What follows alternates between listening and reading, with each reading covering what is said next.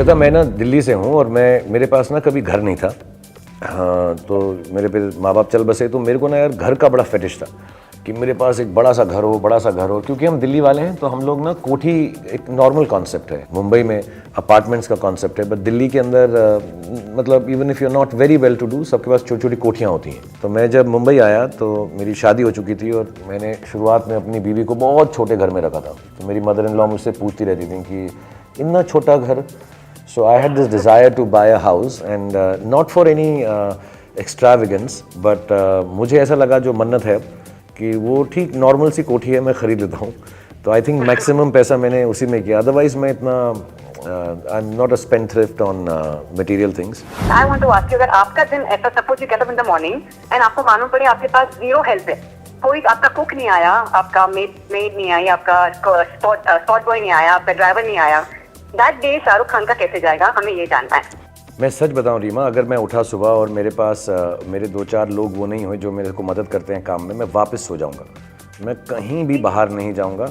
मेरे एक भाई समान है, बंगाली उनको हम बोलते हैं, वो मेरी बहुत मदद करते हैं हर चीज़ में। 1-2 बार ना वो कभी कभी नहीं आते, उनकी बेटी की शादी थी या कुछ, तो मैं बिल्कुल पागल सा हो जाता हूँ। मैं बिल्कुल पागल हो जाता हूँ, मुझे कपड़े पहनने नहीं आते, मुझे खाना खाना नहीं आता, तो मैं काफ़ी एट लॉस हो जाता हूँ। मैं बहुत स्पॉइल्ड हूँ, मैं बहुत ज़्यादा स्पॉइल्ड हूँ। लेकिन ना मेरी नीड्स कम है, तो मैं ज़्यादा, मुझे ना कि मैं कपड़े भी सेम पहन सकता हूँ, मैं खाना भी सेम खा सकता हूँ, और मैं गंदे कमरे में तो बहुत आराम से सो सकता हूँ।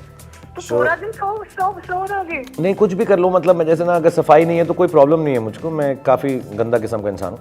और अगर साफ़ कपड़े ना हो तो मैं उल्टा करके पैंट पहन लेता हूँ, शर्ट पहन लेता हूँ, किसी को पता नहीं चलता, आजकल तो फैशन ऐसा है। बट हैविंग सेड दैट, तुम्हारे को जब भी तकलीफ हो और बेबीज़ का ध्यान रखना है, सो मेरा ये है, एक्सेप्ट फॉर द किचन में भी, the rest of the places आप क्या करो, बच्चों को, अभी तो छोटी हैं दोनों की दोनों, या जब वो बड़े हो जाएं तो उनके साथ ना कोई गेम बना के उस जगह पर चले जाया करो जहाँ पर तुम्हें काम करना है। सो फॉर एग्जाम्पल, अगर कपड़े धोने हैं तो उन दोनों को टब में बिठा दो, और हाँ, और उसी के टब का पानी यूज़ करके कपड़े धो। मैं ऐसे ही करता हूँ। मैं whenever I am with AbRam and I don't have and if I have to do some work, मैं उसको वर्क में इन्वॉल्व कर लेता हूँ। That's nice, that's a good thing. हाँ, 3-4 पिक्चरों की कहानी उसने लिखी, इसलिए इतनी फ्लॉप हो गई वो।